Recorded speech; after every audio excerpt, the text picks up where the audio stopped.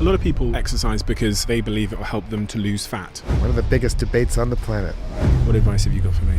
So this is not a well-known fact, but Daniel Liberman. He studies and teaches How humans are supposed to live. Author and professor at Harvard University. Exercise. Disease, sleep, nutrition. He has the answers on all of those things that most of us care about. we evolved to be very physically active, working in the fields, hunting, gathering. But now we live in a world where only 50% of Americans ever exercise, and the rest of the world is headed our way. Cancers, depression, anxiety can attribute that to less physical activity. In fact, women who get 150 minutes of physical activity a week have about 30 to 50% lower breast cancer risks. I mean, it's crazy, right? The problem is that we spend 3% of our medical budget on prevention.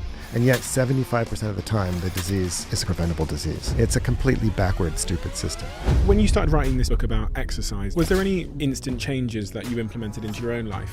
Strength training. The more I study the importance of doing weights, especially as you age, the more I start kicking myself for being lazy about that. When people retire, they become less active. They tend to lose muscle, and then that starts off a vicious cycle. So would you say we shouldn't retire? Well, it's a very modern Western concept, and yes, we do pay a price for it. Dr. Philip Ovadia, The world-renowned heart doctor. Has conducted over 3,000 heart surgeries. His book, Stay Off My Operating Table. Fighting to make America healthy again. When you were 40 years old, you described yourself as being morbidly obese. I was 100 pounds heavier than I am today. I was going to end up on my own operating table. I came to realize the true root cause of our health problems. Sugar is more addictive than heroin. Processed food is addictive. 88% of adults are not healthy, and 600,000 people die from heart disease every year. If we don't change the course in the next 50 years, we're not going to have a society left. I want people to be healthy again. Dr. Ovadia, what is the diet that's going to keep my health intact? That's really the million-dollar question. So some of the concepts that I talk about in the book around exercise, the way I phrase it is I want you to get more activity. One of the mistakes that I see people making is that they focus on doing periods of exercise. They say, I'm going to go to the gym and work out for an hour. I'm going to go run and, for an hour. And they don't pay attention to getting enough activity throughout the rest of their day. So I try to get people to refocus on just getting more activity throughout your day. And then when it comes to your exercise and your metabolic health, the most important part of building metabolic health through exercise is going to be building and maintaining your muscle. Muscle is very unique when it comes to our metabolic health. Muscle is metabolically active throughout your day. And so when you focus on building and maintaining muscle, it's going to better support your health, your metabolic health, than if we're just trying to do the cardio exercise and burning the extra calories during that time that we are exercising. Because you say here on page 72, keep it in mind that research shows cardio is an unreliable tactic for fat loss. That's a shock to most people because we've been taught that cardio is everything. Right.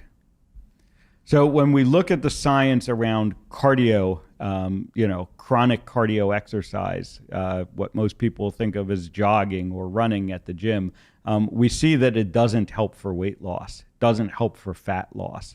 And that's why I don't want people to focus on cardio. When we look at the macro level of this, we have more gyms today than we ever have. People spend more time at the gyms doing cardio than they ever have. And yet we have a worse obesity problem than we ever have. So cardio is not effective for weight loss. Science is pretty clear on that. Doesn't mean that cardio doesn't have benefits. And I'm not telling people stop all the cardio that you're doing.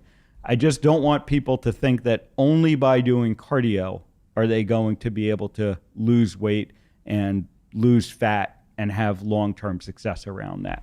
Why, I think that surprises people because, when I do cardio, I sweat. Yep. And I can feel it. It feels like the fat is melting and it's pouring off my skin. So I'm like, I must be losing weight. Right. But so it seems like a bit of a head spin that's not helping me lose weight. Why isn't it helping me lose weight? Yeah, there are two reasons that it doesn't help you lose weight. Number one is for most people, after they do a lot of cardio, they get hungry and they eat more. So they kind of counterbalance whatever extra calories they may have burnt off doing the cardio. Is that inbuilt, or is that just, is that the brain? I think it is. I think it's our body's sort of homeostatic mechanism.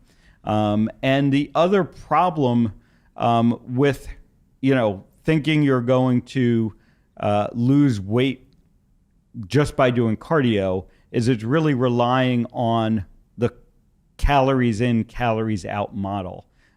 So again, the underlying assumption there is that if we just burn more calories, that will compensate for the extra calories that we've been eating. And again, we see that doesn't work over and over again. We know that our body actually adjusts the amount of calories that it burns. And if you go and you do that hour at the gym, during that hour, you're going to have burnt more calories. But during the other 23 hours of the day, your body is actually going to burn less calories to make up for that. Well, that's bad news, isn't it? That is bad news.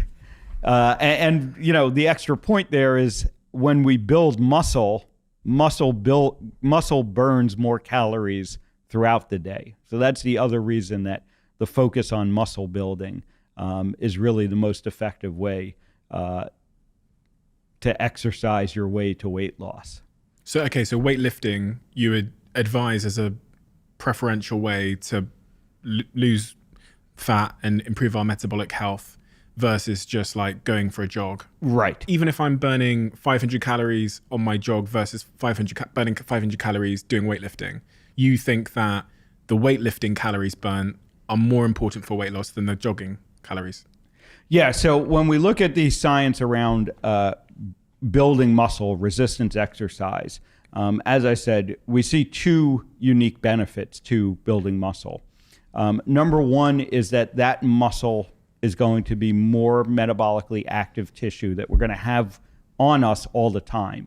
So we're going to be burning more calories throughout the day, despite, the activity that we're doing. But aren't we just going to get more hungry? We don't seem to get more hungry from those, from that metabolic activity. It's not the same as doing the cardio making us more hungry.